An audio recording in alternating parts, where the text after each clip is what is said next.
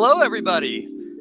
Welcome to a very riveting conversation about CMMC enclaves by industry. So at Summit 7, we have a few different major verticals that we play in: construction, manufacturing, and regulated research. Now, that's not all the industries, but those are the three largest kind of pieces of our client base. And so I get the privilege of working with very large enterprises in all of those spaces and very small micro businesses in those places as well. And so the questions get brought up. Can I do an enclave? Should I do an enclave? Will it meet my requirements for manufacturing, for research, for building, right? Construction, AEC work? And the short answer is maybe. And we're going to figure out if it's going to fit your needs today as we go through this. I'm very much an interactive guy. So if you have a question, you don't have to wait till the end. You can just throw a little hand up. And if we're running short on time, I might just ignore you, and then we'll get to it at the end. And it also has to be a good question. I don't have the red phone out here, sadly. So this is me in 2007, believe it or not. So I'm a recovering IT guy of 17 years. I'm a current sales guy at Summit 7, co-host of the lovely CUI Hotline. Worked for MSPs and Army Material Command for quite a few years. And then when I was 10, I was a fire safety clown for the American Red Cross. Points for anyone that can guess my name. I will give you a CS2 t-shirt, merch, something like that. Any guesses? Dan the Man? That should have been that. My mom named me, sadly, so if that gives you any indication how great it is. Carrot Top, another good one. It was Pinwheel, and I do not have a picture of that because it would give you nightmares if I showed you what that actually looked like. So let's get into all of the wonderful points of the PowerPoints. What is an enclave? Should you do one? Data flow and you. Manufacturing enclaves, what they call AEC, architectural engineering and construction enclaves. Regulated research. How do I pick an enclave vendor? Because that's a good question to ask. And then just general Q&A throughout. So first off, what is an enclave? So this is from the CMMC L2 scoping guidance. This is pulled right out of it. Satisfaction of CMMC security requirements may be accomplished by people, processes, or technologies which apply to the entire organization seeking assessment enterprise. This does not mean all the assets across the entire OSC enterprise are automatically part of your CMMC assessment scope. All it's saying is you don't got to put everything inside of the box for CUI. You get to be selective around what people, places, technology you put in the box, specifically the things you're going to process, store, and transmit CUI. So you don't have to put everything in there. We get to pick the things that we want in there, and that's where we start talking about data flow and things like that. So the first question, which we're going to answer throughout this particular presentation, is, do you know where all your CUI is? So if we think of an enclave as a box that you're going to put everything in, we have to know where all the little CUI files are, pieces of paper, data, engineering files, research. We have to know what CUI to be able to put it in the enclave. If you do not know where this is, you probably shouldn't do an enclave, right? And I'm not saying it's a foolproof. You might do an enclave to start while you figure out how much larger it needs to be long-term. But as a final solution in your process, it's probably not the end. It's probably just the beginning as like a stopgap, right? Next up, do more than 15% of your users need access to CUI to perform the work? This is a very common, universal kind of question that we ask, because what we have found, and I think you probably all have found out, users take the path of least resistance. If you give them a company computer and you give them a VDI for an enclave, the more people you add to that VDI portion of it, the more and more chances are that people are going to try and find a workaround, right? They're now going to, I'm just going to do it real quick. I'm just going to send a quick email through my commercial. Nobody will be the wiser. I'll be okay, right? And you multiply that times, 50, 100, 150, 1,000 people, you start having a little bit of problems with some, spillage, you could say. So anyways, so that's another good point. We have found that after 15%, the overhead to support both environments, as well as the increased risk for spillage type activities of CUI or export control in non-compliant spaces goes up significantly. Can your data flow support an enclave? So again, an enclave in a traditional sense, at least the way that we deploy it, is primarily virtual desktop driven, but doesn't have to stop there. It could be physical devices, OT equipment, research equipment, you name it, right? So question, if you get a solicitation today, if your BD team's working on something and they're writing a proposal and that proposal has past performance that's considered CUI and that goes over to contracts and then contracts reviews it, when you start going through all of that, all the way through to the deliverable stage, can an enclave, can this separate environment actually support the CUI data flow? It's also a fun question. And this, I've heard it 3 times at this conference so far in the 6 hours that we've been together. IT cannot answer these questions alone. Do not at me about this. If you're in IT, CMMC, I'm going to validate you for a second. It is not solely your problem. It is an executive problem that needs to be solved by multiple different parties because IT is traditionally supporting the infrastructure where CUI may or may not live. They don't exactly know if that data is CUI or not. They need to be informed of that. Everybody tracking so far? Feeling good? All right, riveting stuff, I know. Data flow and you. These are a bunch of icons I got from the PowerPoint template that we have, representing all sorts of things that CUI can sit on. CNC machines, printers, USBs, laptops, mobile devices, servers, third-party clouds, email across the board, right? So you're looking at these things and you're like, yes, my business has some of these things or all of these things. That's fantastic. The next question is, does CUI sit on these things, right? And if so, can we remove the CUI from these and stick them in a second environment, which would be considered the enclave? There's a little bit of a cheat sheet that we made, and we actually implement this on the other side as part of our project for exfiltration.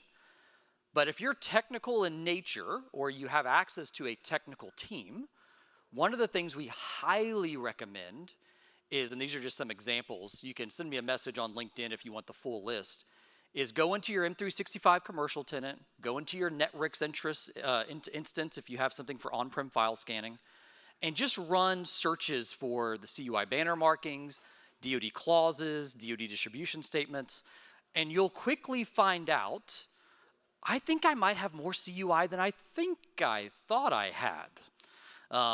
The interesting part about this, and I love story time because I get to talk to a lot of fun companies.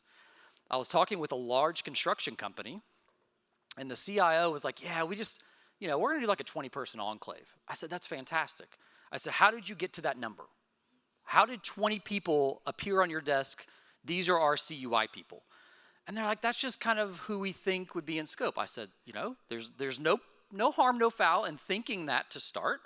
I was like, but let's do a little bit of research. I was like, before you kind of just sign up to build an enclave, let's try and do a little bit more scoping. So they ran this, and there's about a page and a half more that you can't see here on the screen of keywords.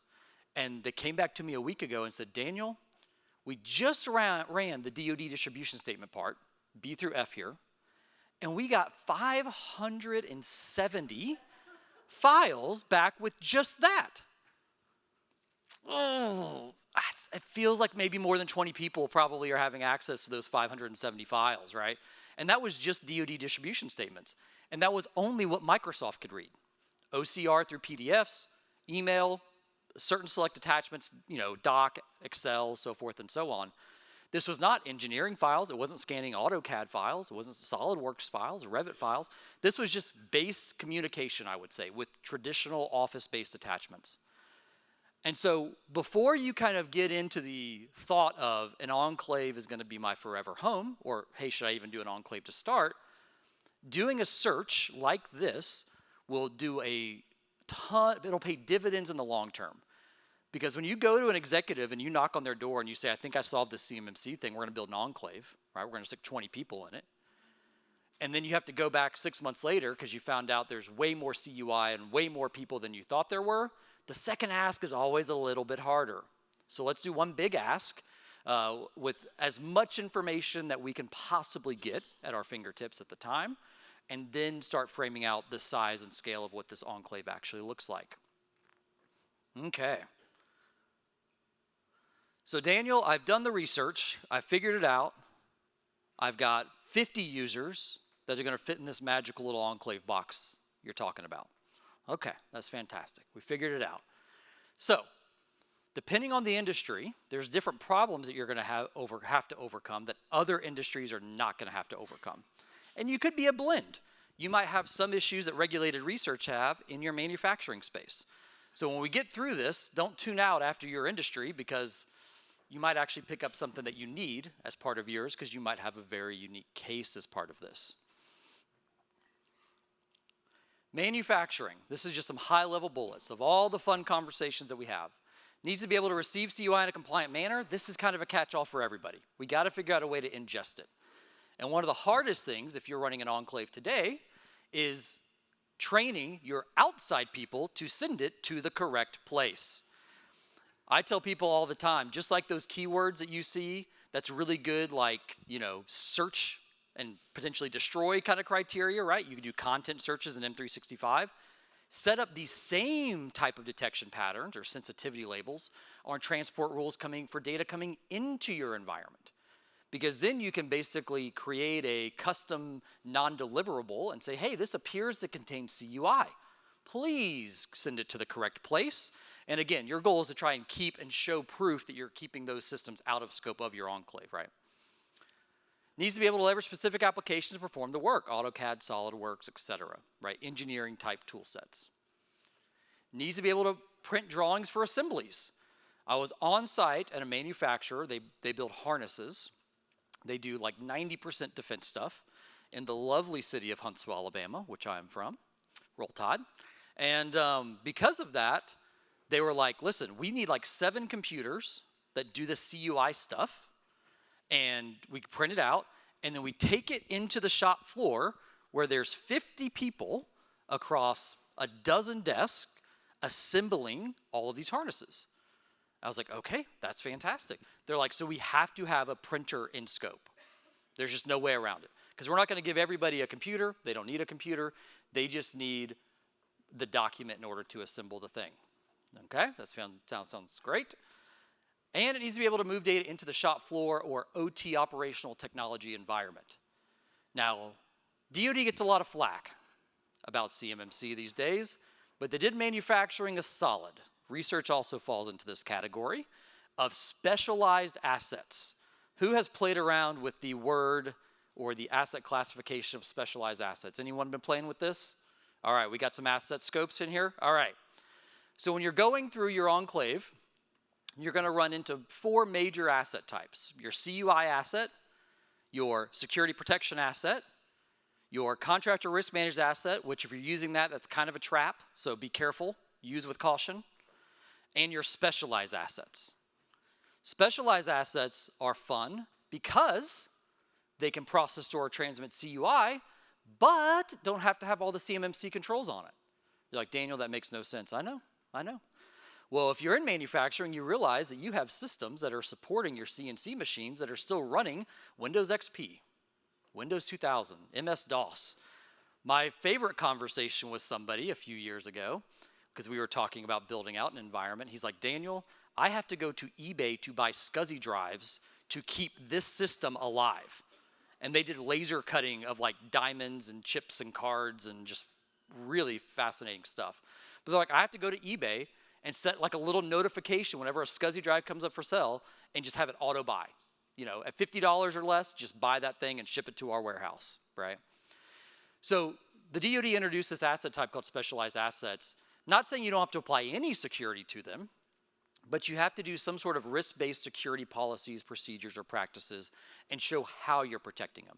It does not have to be aligned to the 110 practices or controls of CMMC. That might be an easy place to start, but it's definitely worth investigating. This also, again, ties into research for systems or equipment that just can't meet that requirement, that do perform a function like government property, IoT, OT, restricted info systems, test equipment. This is all on the CMMC L2 scoping guidance on the DoD CIO website as well. If you want a link, just let me know if you don't know where that is. So let's get into an enclave. You're going to see this picture morphed quite a few times here. So the traditional enclave that we go through and deploy is virtual desktop based typically. We use Azure Virtual Desktop with GPUs behind it for engineering type applications, right? NVIDIA cards are all over the place in Azure Gov. We don't have the H200 cards yet, so if you're big high performance compute, we're getting those. We have the H100s currently. But anyways, we spin up a Windows 11 virtual desktop, we slap on the applications, and we give the creds to the user and say, log in and do your job. Well, I just made it sound very simple. There's quite a bit of complexity to that. So here's a couple of things to consider before I get to the other considerations. Virtual desktops are great if your latency is below 70 milliseconds. How many of you run a speed test at home before? Pretty common, right? Hey, am I getting everything I'm paying for? Is this gigabit really gigabit, right? Well, if you're ever curious if VDI is going to be a good solution or good fit, talk to the person that is in the most backwoods place you can that's going to be accessing this and have them run a speed test, because they are going to have a terrible experience if you start clipping over 70 milliseconds. So it's really kind of good to know, because it's not necessarily the back-end virtual infrastructure that's the problem. It's the connection to the environment, right? The latency piece of it. So a few other considerations when we're talking manufacturing.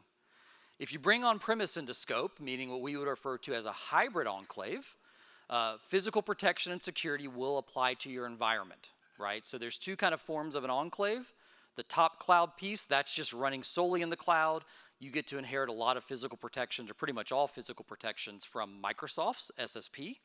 But if you want to connect that back on-prem, typically through a site-to-site VPN connection, now your physical site is in scope, right? Now, how much in scope is the fun question, right? Is it a secure room? Is it a whole facility, right? What does that look like? So I'll give you a few examples. I've recently worked with some very large international machine shops that do manufacturing of all sorts of incredible gizmos and 3D printing and metal and crazy stuff like that. And they had to make the decision that CUI is so prevalent, we're going to have to make a business decision to consolidate to single physical sites here in the US. So they had to look across their 50 or so physical sites across the world, identify the type of defense work being done, if there was any, and then they've made the slow progression over multiple years to move the actual manufacturing of that into one or two physical sites here stateside, right? So when we're building an enclave, it could be a room, it could be a site. One of the hard things for manufacturing is those actual tools, the OT manufacturing environment's very expensive, right? And to physically consolidate some of those tool sets might take you some time. So just make sure you're thinking about the logistics of things like that. What sites make this particular part? Can we consolidate? Does that physical site need to be in scope now, right? What happens if they're in Malaysia or Taiwan, or, you know, we've even had conversations about what if they're in China? A little bit of a problem, right? And so anyways, that's one other kind of consideration to think of as you go through this. Physical workstations might make more sense than virtual desktops. That's just a harsh reality, right? People want an enclave to mitigate risk and to make something compliant very fast. The calls I'm getting now, people jump on the call and say, Daniel, I've got to be CMMC compliant, build me an enclave tomorrow. I said, okay, interesting. Well, I talked to you 5 years ago and you weren't that interested then. You know, what changed? You know, it's like, oh, you're being required, you know, more so to do it now, even though you were kind of required back then. But anyways, and so it takes a little bit of time. It takes a little bit of time to adjust your data flow, to figure out the assets that are in scope, the sites in scope, and if you need physical devices as part of that equation or not, and not just virtual. So sales and BD might be great on VDIs. They might be able to support something like that. But maybe your manufacturing environment, you know, for the engineering applications, maybe they can't support virtual environments. Maybe they can, right? One additional kind of really cool thing that's pretty new is we just launched our partnership with actually a partner here called Hypori. So before virtual desktops, it was a remote desktop shortcut on your desktop, and you had to have like a laptop to do it. Well, now Hypori is super cool. You have an app on your mobile phone, and you can connect to an Android instance that has all of the Microsoft apps running in the GovCloud. So now your company doesn't have to have two physical devices, one for the enclave and one for the corporate environment. So now you can do VDI through Android interfaces. It works on iOS and Android for all your mobile applications, so your salespeople don't, you know, throw over a table. And then you can use a Windows 11 virtual desktop on your Windows or Mac to connect into that, right? So it's pretty cool. However, one fun thing, and I don't know why I put the word however here, print jobs are sent in plain text. So one of the battles that we have fought forever and this is me personally going back to that 17 years as a recovering IT person, there are two things I hate: phone systems and printers. And printers have turned out to be a compliance nightmare in most cases because they send all the jobs in plain text, and if they transverse the network that's supposedly not in scope, guess what? The network comes in scope. Unless you're using FIPS-enabled printers, which are very expensive and very hard to find as part of that. So consider, bringing a USB drive that's encrypted to the FIPS standard, maybe in lieu of printing something over the network. Maybe take that USB, plug it into a physical workstation with an approved USB printer, not transversing the network, and think about doing things that way. And then, of course, leverage FIPS 140-2 validate encrypted USBs, kind of like what we talked about here. All right, before I move on to my next favorite industry, any questions? Any manufacturers that are trying to do an enclave, hand up over here. I'm so sorry, whoever is the question person. He's coming. The one and only Jason Sprosser, everybody. Woo! Oh, stop it. They just hit their 100th podcast episode, by the way. If you're not a podcast watcher, we're very, very proud of him and Jacob. Fire away. Just a question about the printing again. Sorry about that. So you mentioned the solution was to use a USB drive, but you still got to copy the data to it. So you're traversing the network. So what we typically see here, this is a very good question, is we would call one of these physical laptops you see here in the middle and the bottom, we would call that a staging laptop. And that laptop would be joined to the GovCloud. All the data transversing from there to the GovCloud is over TLS, which meets the encryption standard. You pull down the data from the enclave environment, the virtual environment. You plug in an approved allow listed USB into that staging device, copy the files over, and then carry it on over to whatever machine you need to go to. Rock and roll. Got some thumbs up. Anybody else in the manufacturing space? Fire away. Oh, you were just waving at me? That's okay. It's nice to see you. Anybody else? All right. Next, we're going to talk about architectural engineering and construction. If you would have told me 5 years ago, Daniel, the AEC community would be one of your largest types of clients that you support, I would have thought you were crazy. I thought it was primarily manufacturers that did all the work for the DoD. Turns out they're building a lot of things these days, guys. We heard from John at Tutor Perini. Guam's lighting up like a Christmas tree right now, right? We're building all sorts of stuff over there. We talked to companies that are dredging things at all sorts of naval ports these days, and you just wouldn't believe it. It's kind of crazy. I sometimes tell people that with the conversations that we have on a daily basis, it kind of makes you want to go dig a well and build a cabin somewhere just in case, because things are getting a little, too real for comfort, right? All right, well, let's talk about AEC companies. Very similar to manufacturing, and you're also going to see this in regulated research, needs to be able to receive CUI in a compliant manner, right? Whether that's drawings, blueprints, schematics, you name it, right?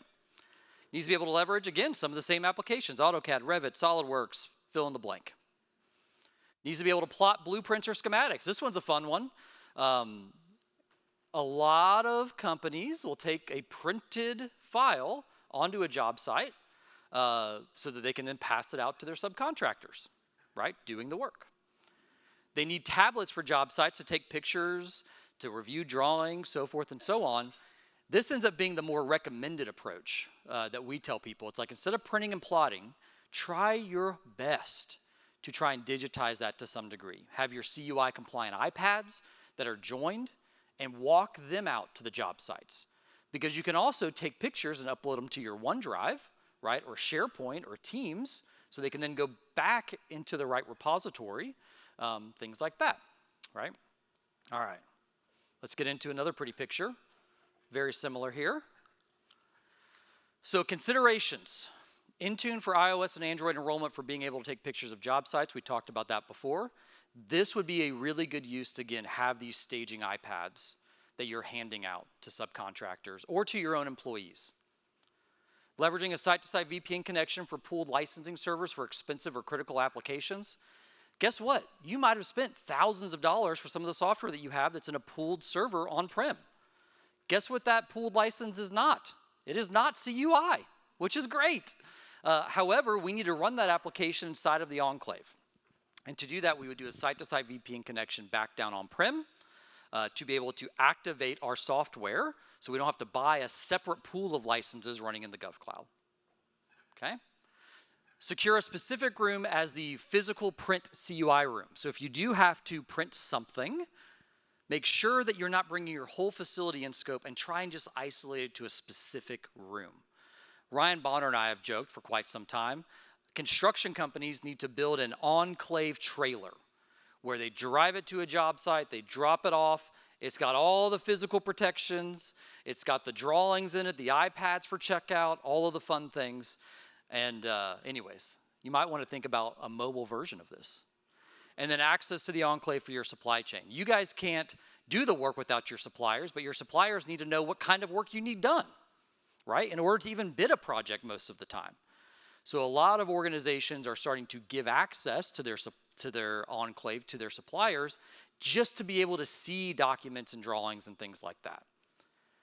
I'm going to pause here for just a second. I'm going to sadly just, okay. A lot of people ask me, Daniel, do you wake up every morning trying to make people cry? And I say, I don't mean to make people cry. It is a byproduct of some of the things, some of the words that come out of my mouth. You cannot do an enclave for all of your suppliers and they, oh, how do I say this? If you built an enclave, a supplier network enclave, okay, and you were giving it to 100 of your suppliers and they were using that as their CMMC assessment scope, so all they had to do is maybe the physical controls, but more or less probably the authorization controls of who they're allowing, background checks, things like that. So let's say you're taking 80% of the burden, they're having to do 20% for CMMC, and the assessor, right, at that point would assess their 20% and they would treat you as an MSP that's providing them an enclave to do the work. Here's a gotcha when it comes to your supply chain. If you build an enclave for them to use, and that enclave is part of their CMMC certification boundary, and they're doing DoD work with your competitors, guess what you don't want them using? Your enclave. So it's a great idea in theory that you guys could be able to offload a lot of the issues of your supply chain. However, when you look at the actual certification boundary, it becomes very complex very quickly because you're not going to permit them to do competitive work in your enclave environment, unless you're just really, really nice. Most businesses aren't quite that nice. But yeah, it's just something to really think about, because a lot of people think they can just build an enclave and outsource it like an MSP, and they can save their whole supply chain, and you just can't do that. All right, before we get into that, question. Oh, wait, we're going to get the mic, sorry. Just so the live stream. Yeah, people like to hear what you're saying. Believe it or not, I know it's crazy. Give me a bit of a warning. I'm sorry, Sprosser. Sometimes I don't know when my slide's in, so I just kind of keep clicking until. How do you deal with architecture engineering companies like AutoCAD products are not FIPS compliant or compatible? Because if you enable FIPS, it won't work. This one's tricky, so I'll give you an example of this. QuickBooks. QuickBooks, if you enable FIPS on, anyone tried to enable FIPS on QuickBooks on-prem? Anybody? Any takers? Did it decide to love you or hate you? It decided to hate you, right? So very similar when we're kind of going through this exercise. Here's one of the nice things about it. So like the Azure environment, right? All of its hardware is FIPS validated, encrypted already at the drive level. And so all of the data being processed on that system, on that VM, we can check a box on. However, if you have a physical device you have to enable FIPS on for the hardware piece, and then the software piece is part of that as well, you're gonna start breaking stuff. And it's very, very difficult to get around that because you're gonna have to do it. You either have to get CUI off of that asset, or you're gonna have to figure out some other workarounds where you can enable FIPS. I wish there was a better answer. Most software applications, just like a lot of cloud providers didn't know what FedRAMP was until CMMC came along, a lot of application vendors haven't realized what FIPS was, and again, until a massive wave of people have basically said, hey, your application, I'm spending hundreds or thousands of dollars a year on it, and I can't use it, right? So One of the interesting things, especially with the AEC space, you guys familiar? Who's in the AEC space? Anybody? We got some, okay. Bluebeam, right? Big fan of Bluebeam, right? I was talking to a 30-person construction company, and they were like, Daniel, you're never gonna believe it. I said, please tell me. Because Bluebeam, for those that don't know, is not FedRamped. It's a major tool used in the cloud. Bluebeam has a local install that you can sell and host in your own enclave. For the AEC companies, that's really important because a critical piece of technology that they use, they haven't been able to use, or they had to de-scope all the CUI out of it. Now you can self-host it. You have to like go through like 3 back doors and knock twice in order to get it, but it is out there. So for those that are familiar with that, it's definitely worth taking a note on. John. Oh, sorry, Sprosser. We got my favorite people. We got Tutaprini and HDR both raising their hands. They're gonna have to fight over one mic. This is the real show, people. Okay, so we have a situation where we needed remote printing in a secure office at one of our locations. I've gotten 5 different answers on this. So Oh, I bet you have. So we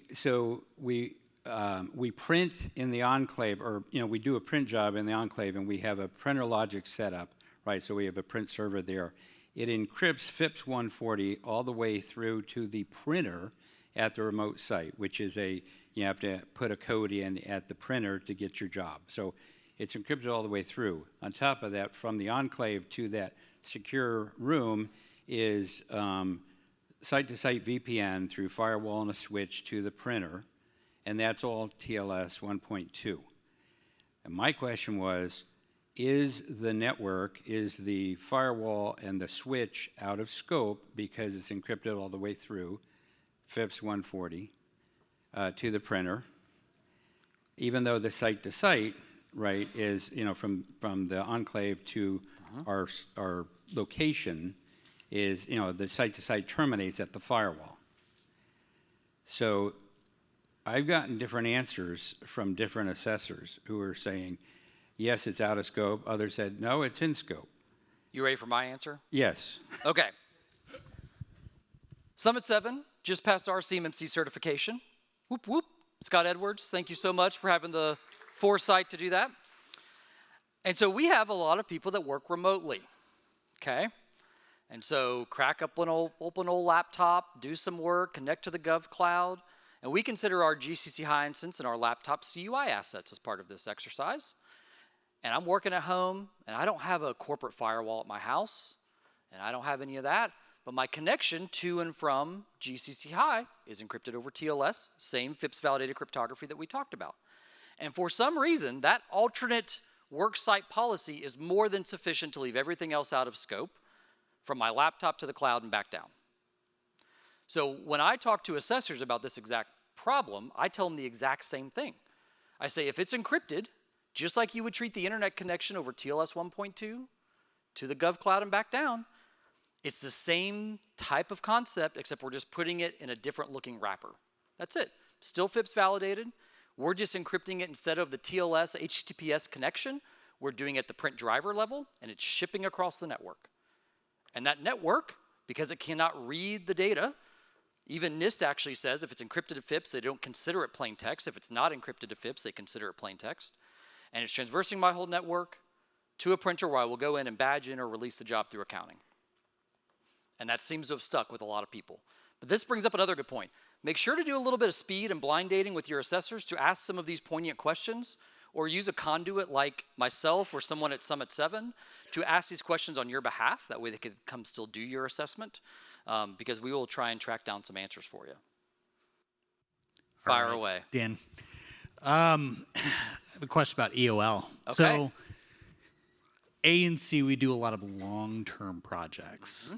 And a lot of times you start with one version. So we'll use, for instance, like Revit. And Revit is, every year they put out a new iteration of it. 2025, So, right, 2024, yeah. yep. And they only support back 3 years prior to the current version. So you have 4 given versions of Revit up at any given time. But that last one drops off each year when the new one comes on. Yep. Right? However, we get into this weird conundrum where we also have requirements for our clients, the DoD, who want us to maintain the records that we had from that are no longer compliant, or not compliant, no longer compatible with the software that we have advanced to, meaning we have to essentially keep and maintain Sure. EOL. A 2015 Revit version, for example. For example. Yeah. Right? How do you recommend handling that in the future? Right now, I think Rev 2 says, just manage it. And Yep. so we have the ability to have a little wiggle room there. Yep. But when we go to Rev 3, it's going to be a completely different ballgame. There's going to have to be a level of exemptions from the DoD CIO, would be my recommendation for stuff like that moving forward in Rev 3. Because CMMC 1.0 Level 3 had the same problem. It said, you just listen, if you can't patch it, you got to get it out, right? So there's going to have to be some exceptions played out when it comes to some of that stuff, because Rev 3 is a little bit more heavy hitting on those requirements. So my recommendation, proactively go to the DoD CIO for exemptions, have that on file, and then show that to your assessor. All right, I'm on to my final one. I've got 8 minutes left, ladies and gentlemen, and then you get to go to happy hour. Who's excited for happy hour? All right, regulated research. Needs to be able to receive CUI in a compliant manner. You're seeing a little bit of a common theme here. Needs to be able to leverage specific applications to perform the work, MATLAB, Python, you name it. Needs to be able to connect to multiple research labs. This is fun. Needs to be able to segment non-US persons away from export control data. A lot of grad students are not just US persons. A lot of grad students come from all over the world to do research. And they might be doing CUI-related research that's non-export control, meaning they could be in the enclave. They just couldn't get to all of the enclave, right? And we'll talk about that here in a second. Needs to be able to carve out chargeback to individual grants, contracts, and research. I'm not gonna point them out, but I know at least one university sitting in the room that we've had some of these conversations with. The CIO's office does not want to foot the bill for all the researchers' work. We're talking thousands and thousands and thousands of dollars, especially when you involve high-performance compute as part of this as well. So what does an enclave look for a lot of universities? Leverage Purview site containers and custom attributes for US or non-US persons in the tenant.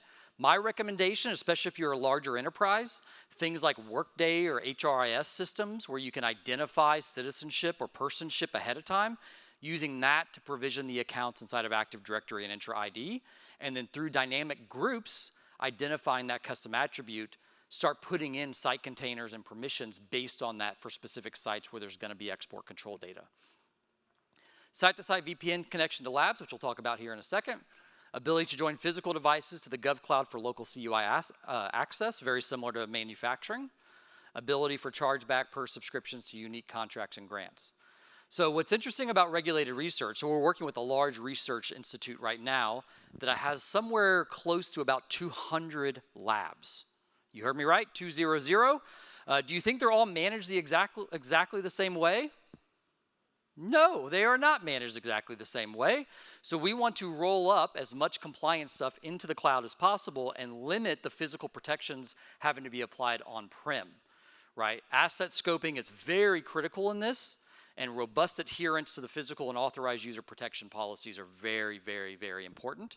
It's the only way that you can succeed. And I'll say this for all my fun university friends out there, do not let a department spin up their own enclave. It needs to sit somewhere like the CIO's office because there needs to be a high level of oversight, because let me tell you a scary story. I'll call it a top 10 university in the United States, calls me up one day and says, Daniel, we got a problem. I said, oh, that's the first time I heard that one. Like, we need to do an enclave. It's like, that sounds great. We do those all the time. We turn the crank, right? Let's do it. He's like, do you know why we need to do an enclave? I said, no clue. He said, we just found 2 high-performance compute on-prem environments that are doing highly regulated research that we did not know existed until yesterday. Do you think that had NIST 800-171 applied to it? Absolutely not. Some researcher grad student stuck it in a closet somewhere with a bunch of power supplies and called it a day. Another fun conversation, because a lot of times these contracts and award will be awarded directly to the researcher. This is another fun one. they'll go sign up with their Gmail account for an AWS commercial subscription and start doing all their work. Well, that seems like a problem because they haven't implemented any controls. They're just out there just doing their thing with zero oversight. And universities are always afraid to confront these people because guess what they're bringing into the university? Dollars. They're bringing in money. So you have this tension with regulated research where you're inviting people to do their higher level education with you, but they're bringing research dollars with them, which are very enticing. So where's that balance at, right? Giving them an environment that they can play in, that will meet their needs, that is also regulated appropriately. It's a lot easier said than done. So this is something like a chargeback model would look. So Azure, similar to AWS and other cloud platforms, has subscription provisioning, where you can provision multiple different types of subscriptions that have unique chargebacks. Not only important for regulated research, it's also important for other organizations that want to charge back specific Azure spend to a specific contract vehicle, right? So this is just an example, right? You might have a top-level global monitoring. Maybe that's where your Sentinel instance sits for your SIM. Maybe that's where your AD sits if you have Active Directory, so forth and so on. And then you might have sub-subscriptions on a per-research basis, per-grant basis, so forth and so on. You know, maybe one of them's $5,000 a month, $2,000 a month, $1,000 a month, whatever it might be. Building that architecture on the front end and scaling that appropriately is really, really important. Doing it retroactively becomes a little bit harder, especially if you have not segmented kind of what I would call your core back office support elements under like a global monitoring subscription. And this looks like a fun board game to play. This is, are you a US person or not? So this is the fun logic when we're talking about provisioning of identities for US persons, non-US persons. Oh, guess what? You can get exemptions through TAA, technical assistance agreements. So there's so many variables to consider when you're actually working with non-US persons. Some export control, like naval nuclear propulsion information, requires US citizens to work on, right? Even a higher level than personship, right? Green cards don't cut it anymore. So when you're going through the provisioning at the identity level, it is highly important to make sure, no matter what industry or vertical you're in, that your HR team is in alignment with the provisioning and onboarding activities of your IT team and vice versa, because you need to build your permission structure off of what HR is telling you this user can and cannot do based on the type of person they are. I'm not saying they're a good or bad person, but depending on, you know, where their citizenship or personship lies. A couple more as we go through it. There's two versions of an enclave. There's a hosted enclave environment. This would mean that you're buying a subscription to someone else's enclave. And then there's something called a managed enclave. So a hosted enclave is an environment where they own the hardware. You're buying a per seat, right? Typically doesn't scale very well from what we've seen. Hard to get your data out if you end up breaking up with them. Difficult to extend your boundary on-prem for some of the use cases that we talked about.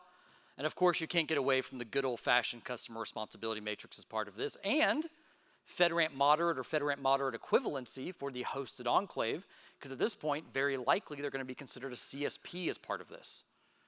The other side of the fence is a managed enclave. This is something that we do here at Summit 7. You own the Microsoft GovCloud, you own the Microsoft Gov Azure subscription, you inherit Microsoft's SSP, you inherit Summit 7's customer responsibility matrix, and you can extend the boundary, and if we ever do have to break up down the line, guess what? The environment just keeps on running. You don't have to do some fancy jumping through hoops to get your data out if that ever were to be the case. We see most organizations wanting to own the subscriptions because we've all worked with service partners before. We just want to make sure it's going to work out, right? I know people that went to a hosted enclave solution, and it took them 3 months to migrate out of that environment. It's just kind of crazy, right? So when you're doing your enclave research, ask them, do you own it all, and I just pay you $100 a user, or do I get to own it and have some level of insight and control over it, right? And it is 4 o'clock. It says I have 10 seconds left here on the clock. We had one question. We had one online question if you had time, Daniel. Oh, yeah. I've got all sorts of time. It depends on how heavy the drinkers are in here. I'll make a deal with everybody. I can keep going. Well, I'll make a deal with everybody. We'll get through this one question, and then the other ones that came in, we'll put on the Q&A for next Friday. There we go. Because you'll be there on I'll be there. the hotline. So one of the questions that came in is, could Daniel expand on what he meant when he said that contractor risk managed assets are a damn dirty trap? Oh, man. I can.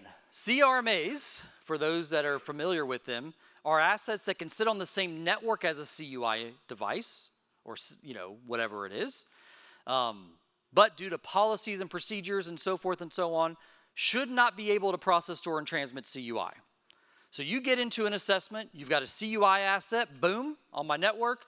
I've got a CRMA asset that shouldn't have CUI on it. And an assessor comes in and looks at my security policies and says, I just don't believe you. It just doesn't look like it's enough. And then with the cap, we now have to assess against the 110 controls on that asset. That's a little problematic because I kind of said it was a CRMA and I didn't do any of those things because I thought it wasn't really going to apply. But now because you're challenging me on it, you have to assess it to the 110, and I wasn't prepared, and that asset's not compliant now, and I get dinged on my assessment. That's why CRMAs, in my opinion, are a little bit of a trap. I don't know anyone using them well, I will say. So tread lightly on that. I would stick with your CUI, your SPAs, and your specialized assets primarily. And ladies and gentlemen, everybody. that is the end of the talk. It was a pleasure talking to you today. Daniel Acreage, everyone.